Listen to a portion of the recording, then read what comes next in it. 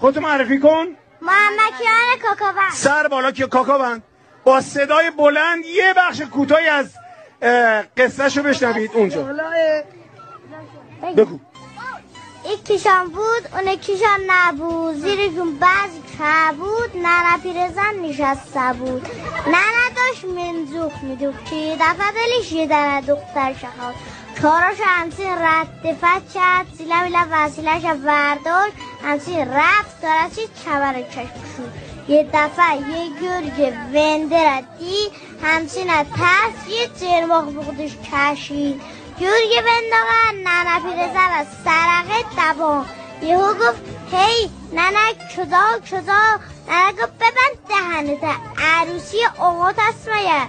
برم خانه یه دنه دخترم لاشب و دمجا را بکشم بیرون، همچین گرده گلنبه بشم، بعد میام تو منه به تخ. گرگه خودش گفت سرخوت بد نمیگد. ننه